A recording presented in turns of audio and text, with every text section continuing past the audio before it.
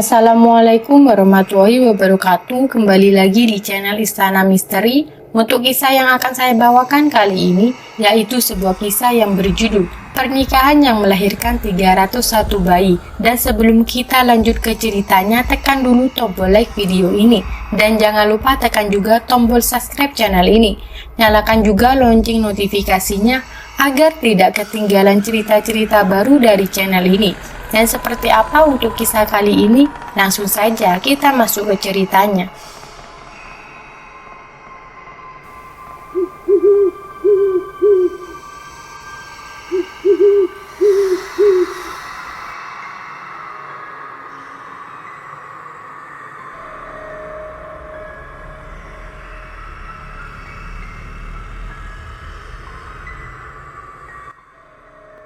Aku, Bram, dan Rifki adalah sahabat sejati. Sejak SD, kami selalu bersama, bahkan hingga kuliah di kampus yang sama. Rifki adalah yang paling pintar di antara kami, sedangkan Bram adalah yang paling kuat. Waktu SMA, Rifki pernah menjadi juara matematika tingkat provinsi, sementara Bram menjuarai karate di tingkat nasional. Kedua sahabatku itu sangat hebat.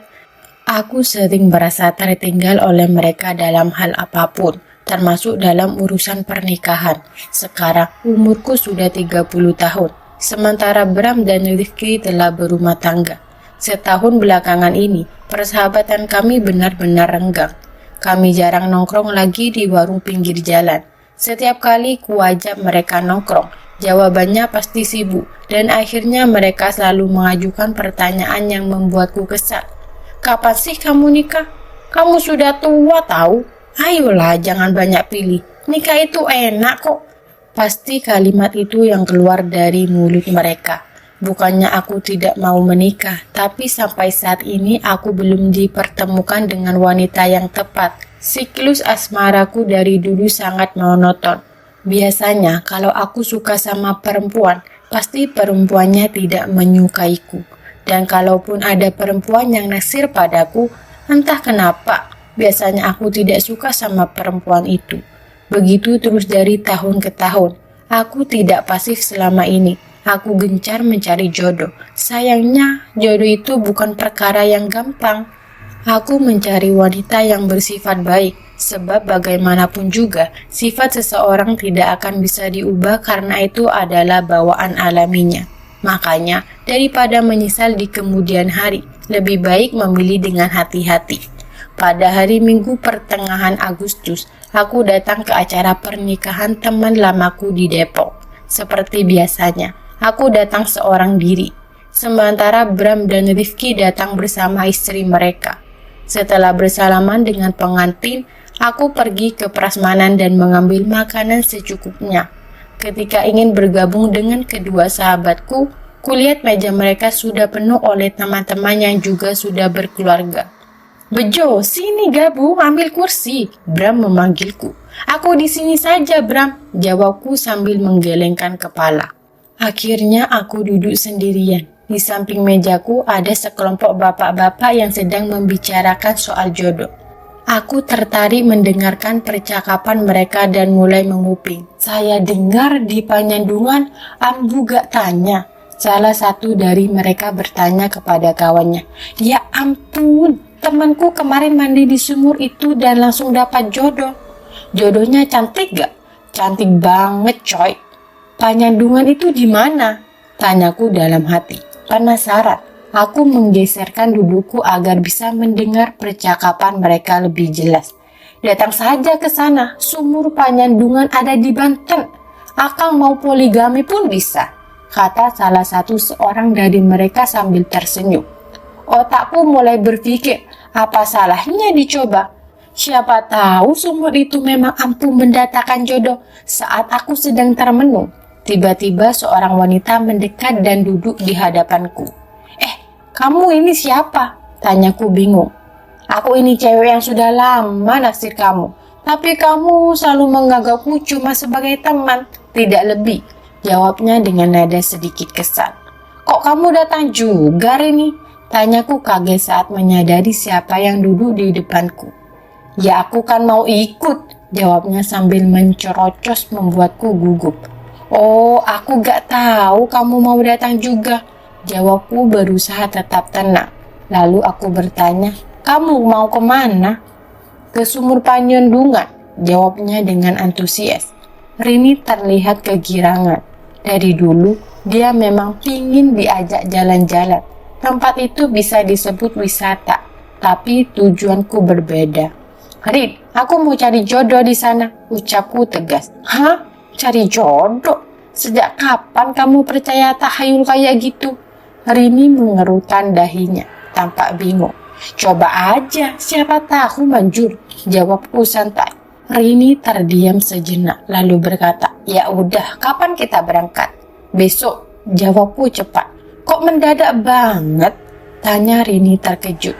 "Ini darurat, aku pengen cepat nikah," jawabku setengah bercanda namun serius. Rini tampak mempertimbangkan ajakanku. "Jemput saja besok di rumah," kataku singkat. Aku tahu dia sebenarnya kecewa, tapi dia tidak menunjukkan itu. Rini dan Bejo duduk bareng. Tiba-tiba Bram menggoda kami dari meja seberang.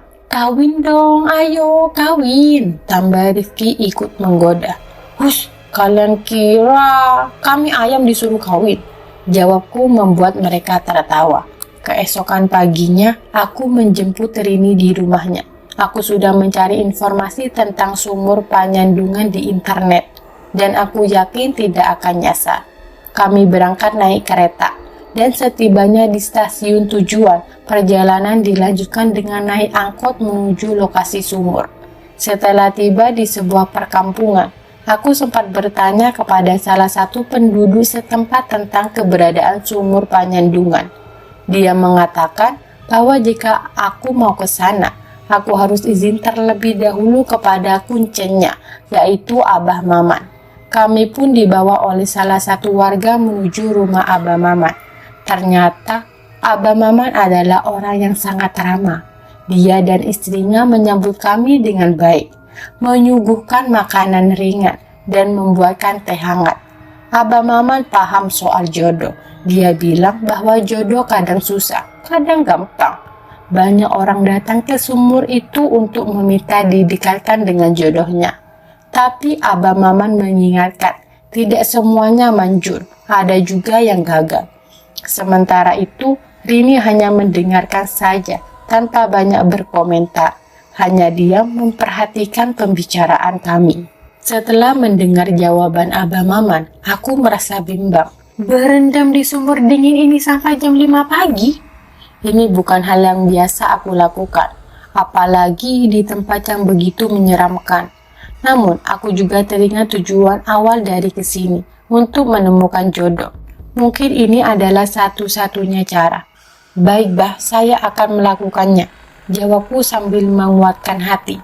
Abah Maman tersenyum tipis. "Ingat, jangan panik dan tetap fokus pada niatmu." Aku mengangguk dan perlahan masuk ke dalam sumur. Airnya memang sangat dingin, menusuk hingga ke tulang. Perlahan aku tenggelam hingga air mencapai leherku.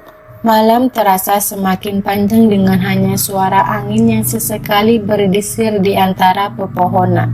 Abah Maman duduk di dekat sumur, menjaga dan membaca mantra dengan suara pelan. Waktu seakan bergerak lambat. Setiap detik terasa seperti menit dan setiap menit terasa seperti jam. Kedinginan mulai menguasai tubuhku, membuat gigiku berkemelutuk. Pikiran tentang suara ibuku tadi juga masih menghantui. Aku mencoba mengalihkan pikiran dengan mengingat tujuan datang ke sini, tetapi rasa takut tak bisa sepenuhnya hilang. Tiba-tiba, aku merasa ada sesuatu yang menyentuh kaki di dalam air. Rasa takut semakin memuncak. Aku mencoba tetap tenang, namun perasaan bahwa ada sesuatu yang mengintai dari dalam air membuatku semakin gelisah. "Tenang, jangan takut," kata Abah Mama, seolah tahu apa yang sedang kurasakan. "Itu hanya penunggu sumur, dia tidak akan menyakitimu." Aku mencoba mematuhi, menarik nafas dalam-dalam dan menenangkan diri. Namun, suara-suara aneh mulai terdengar dari sekeliling sumur, seperti ada orang berbisik, lalu tertawa kecil. Aku memejamkan mata, berusaha untuk tidak mendengarkan. Waktu berlalu. Akhirnya, langit mulai memuncak tanda fajar akan segera tiba. Abah Maman mendekat dan menarikku keluar dari sumur. Aku menggigil hebat. Tubuhku lemas karena kedinginan dan ketegangan. "Kamu sudah melakukannya dengan baik," kata Abah Maman sambil memberiku handuk untuk mengeringkan diri. "Sekarang kita kembali dan ingat, jangan ceritakan pengalaman ini kepada siapapun, termasuk Rini. Biarkan jodoh datang dengan sendirinya." Aku mengangguk lemah, merasa sangat lelah.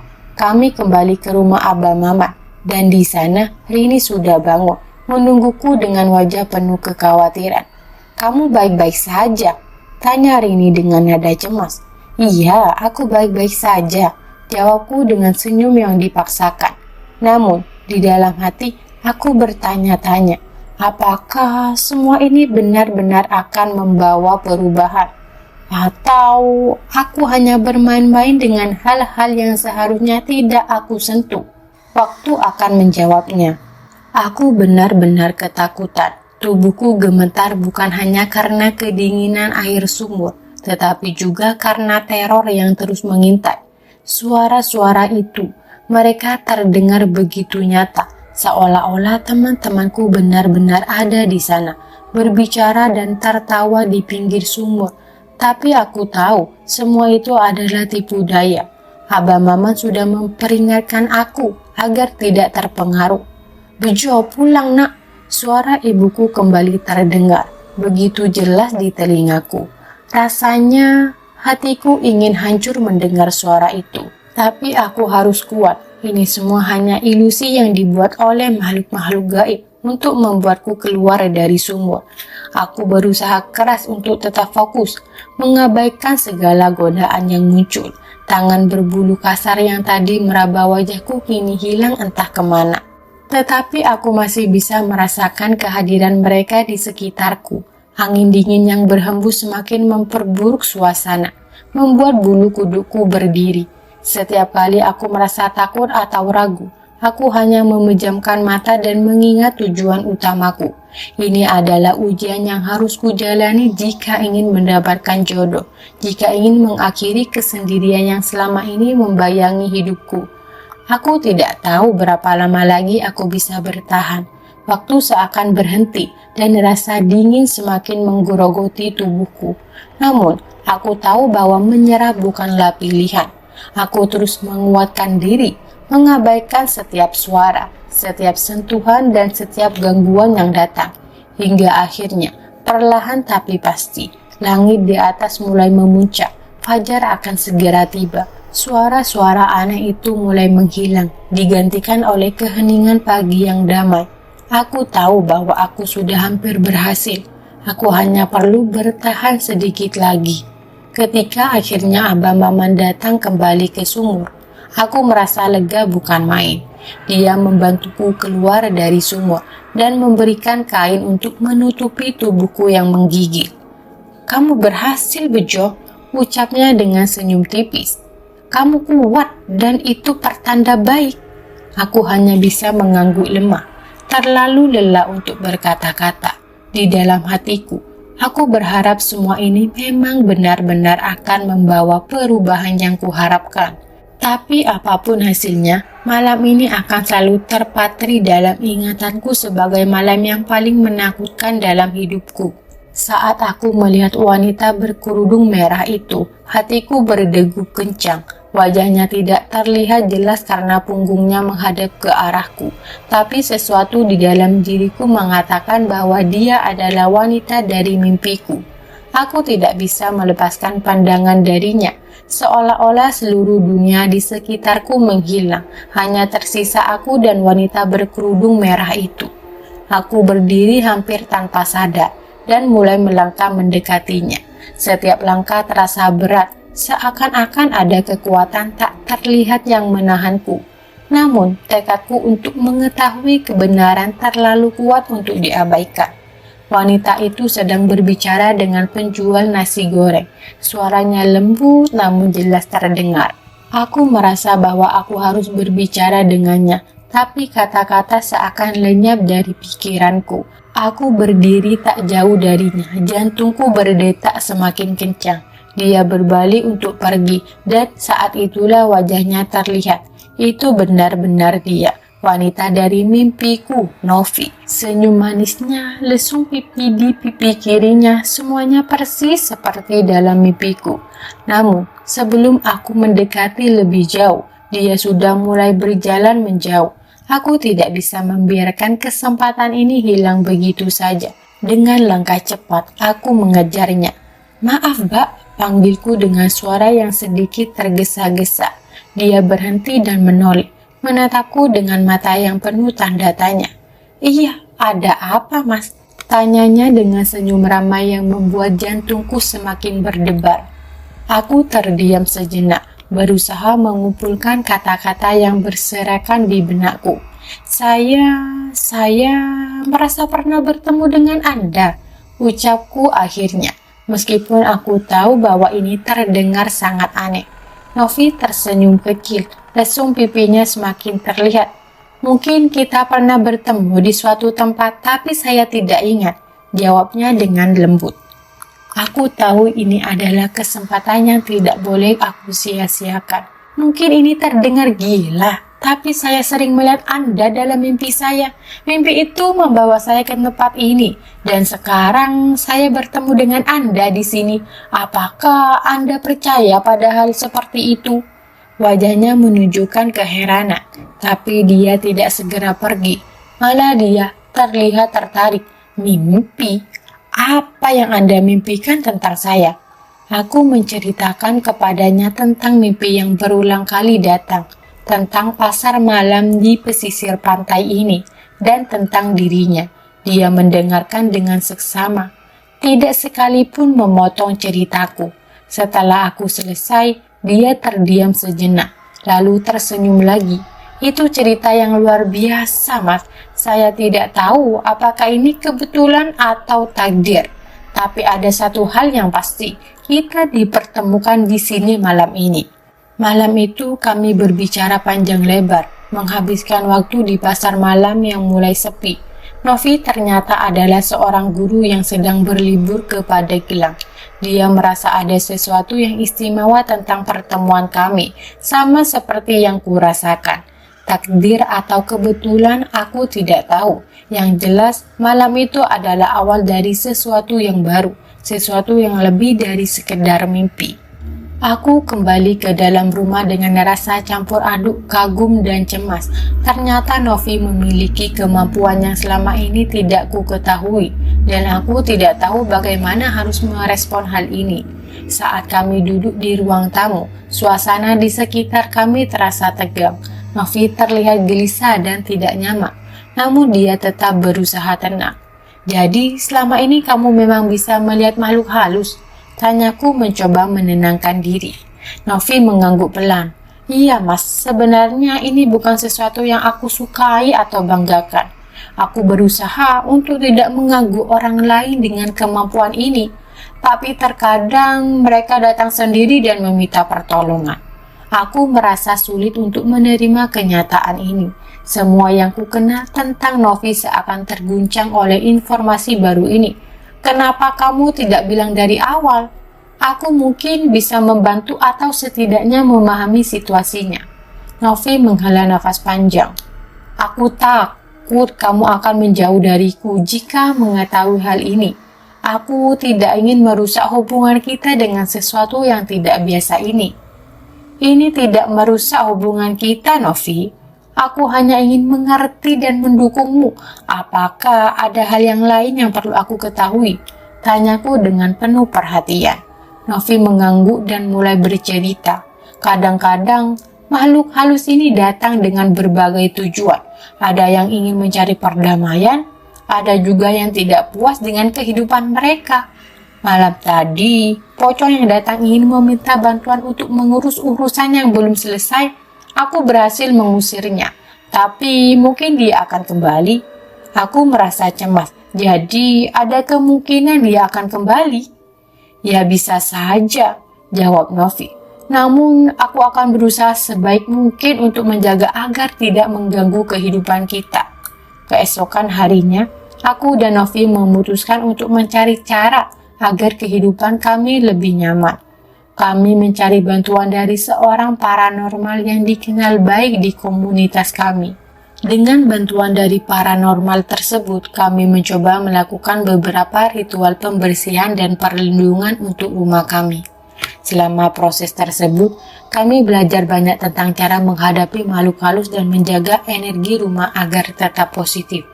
Meskipun tidak mudah, kami merasa lebih tenang mengetahui bahwa kami melakukan yang terbaik untuk melindungi diri kami dan rumah kami dari gangguan. Akhirnya, kehidupan kami mulai berjalan dengan lebih lancar. Aku semakin memahami dan menghargai keunikan Novi. Kami membangun hubungan yang lebih kuat dan saling mendukung satu sama lain. Keseharian kami dipenuhi dengan kebahagiaan dan saling pengertian, meskipun dengan tambahan elemen mistis yang tak terhindarkan. Dan meski terkadang mimpiku kembali datang dengan kejadian aneh, aku tahu bahwa kami mampu menghadapinya bersama. Dengan tekad dan cinta, kami terus melangkah maju, membangun kehidupan yang penuh makna dan saling mendukung. Rasa takut dan cemas semakin menyelimuti saat melihat Novi berbicara dengan sosok yang sangat mengerikan di depannya. Sesosok genderuwo bermata merah menyala dengan penampilan yang sangat menakutkan. Tampak berbicara dengan Novi seolah mereka sedang melakukan percakapan biasa. Suara Novi terdengar lembut dan tenang, kontras dengan sosok yang menakutkan di depannya. Aku memutuskan untuk mundur perlahan dari pintu kamar dan kembali ke tempat tidur, berusaha untuk menenangkan diri. Namun, pikiranku tidak bisa berhenti memikirkan apa yang baru saja kulihat. Kekecewaan dan kebingunganku terhadap Novi semakin mendalam. Bagaimana mungkin Novi yang aku anggap sebagai istri yang penuh kasih bisa berinteraksi dengan makhluk halus seperti itu? Aku merasa harus melakukan sesuatu untuk melindungi kami berdua dari pengaruh jahat yang mungkin datang dari hubungan Novi dengan makhluk-makhluk ini. Pagi harinya, aku tidak bisa menahan diri untuk tidak membicarakan kejadian malam tadi dengan Novi. Saat kami duduk di meja makan, aku bertanya dengan nada serius, "Novi, kemarin malam aku melihat kamu berbicara dengan sesuatu yang sangat menakutkan. Aku ingin tahu lebih banyak tentang apa yang terjadi dan bagaimana kamu bisa berinteraksi dengan makhluk seperti itu." Novi menunduk, wajahnya terlihat penuh penyesalan. "Mas, aku sebenarnya tidak berniat untuk menyembunyikan apapun darimu. Aku tahu ini sulit diterima, tetapi kadang-kadang makhluk-makhluk itu datang kepada aku untuk meminta bantuan atau hanya untuk berkomunikasi. Aku berusaha untuk membantu mereka sebaik mungkin agar mereka tidak mengganggu orang lain. Aku mengerti jika kamu ingin membantu, tetapi aku merasa tidak nyaman dengan cara kamu berinteraksi dengan mereka. Aku tidak bisa terus hidup seperti ini, di mana makhluk halus menjadi bagian dari kehidupan kita sehari-hari. Aku khawatir ini bisa membahayakan kita," jawabku dengan tegas. Novi tampak merenung sejenak sebelum menjawab. "Aku mengerti kekhawatiranmu, Mas. Aku akan berusaha untuk tidak berinteraksi dengan mereka jika itu membuatmu merasa lebih nyaman. Namun, aku juga perlu kamu memahami bahwa kemampuan ini adalah bagian dariku dan tidak bisa dihilangkan begitu saja." Aku merasa sedikit lega mendengar jawabannya. Aku akan berusaha untuk memahami dan menerima dirimu sepenuhnya, Novi. Namun, kita perlu mencari solusi agar makhluk-makhluk ini tidak mengganggu kehidupan kita. Kita memutuskan untuk mencari bantuan dari seorang ahli spiritual yang bisa memberikan bimbingan lebih lanjut tentang bagaimana mengelola kemampuan Novi dan menjaga agar makhluk halus tidak mengganggu kehidupan kami. Kami berharap dengan bantuan ahli tersebut, kami bisa menemukan cara untuk hidup dalam harmoni tanpa harus menghadapi gangguan yang menakutkan. Sementara itu, kami berdua berusaha untuk saling mendukung dan memahami satu lebih baik. Dengan tekad dan komitmen, kami berharap bisa mengatasi tantangan ini dan membangun kehidupan yang penuh kebahagiaan dan kedamaian bersama. Ketegangan di hatiku tak kunjung reda setelah segala kejadian aneh dan menakutkan yang terjadi. Melihat Novi berubah menjadi sosok menakutkan dan menghilang setelah perceraian membuatku merasa lega. Tapi munculnya ratusan bayi dari sosok demit itu membawa masalah baru. Setelah bayi bernama Claudia datang dan tumbuh sehat, aku merasa terjebak antara kebahagiaan memiliki anak dan kekhawatiran akan kehadiran Novi yang mungkin masih mengintai. Aku berusaha menjaga Claudia dengan sebaik-baiknya dan menghadapi keanehan yang sering muncul. Meski Novi datang sesekali untuk menjenguk anaknya, aku mencoba untuk menjaga jarak dan melindungi Claudia dari pengaruhnya. Saat usia Claudia menginjak 6 tahun, aku memutuskan untuk pindah ke rumah pusat kota. Aku berharap perubahan ini bisa memberikan kehidupan yang lebih baik bagi Claudia dan menjauhkan kami dari bayangan-bayangan masa lalu. Meskipun pindah rumah bukanlah solusi yang sempurna, aku berharap bisa memberikan Claudia kesempatan untuk tumbuh dengan baik tanpa gangguan dari Novi atau sosok gaib lainnya. Namun, ketika aku menulis pesan terakhir untuk Novi di dinding rumah yang lebih lama, ada rasa campur aduk di hatiku. Aku masih mencintai Novi, meskipun dia bukan lagi bagian dari kehidupanku.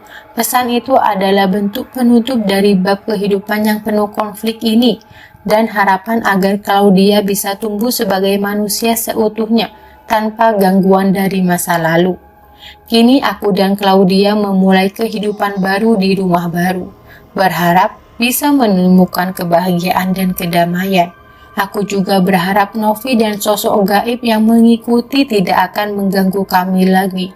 Di tengah semua perubahan ini, aku bertekad untuk memberikan yang terbaik bagi anakku dan membangun masa depan yang lebih baik.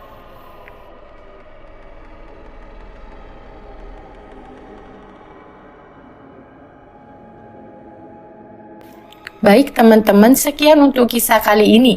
Bagaimana menurut kalian tentang kisah ini? Tulis di kolom komentar. Dan buat teman-teman yang baru bergabung, jangan lupa untuk like, komen, share, serta subscribe channel ini. Dan nantikan kisah-kisah horor berikutnya. Tetap di channel Istana Misteri. Terima kasih. Wassalamualaikum warahmatullahi wabarakatuh.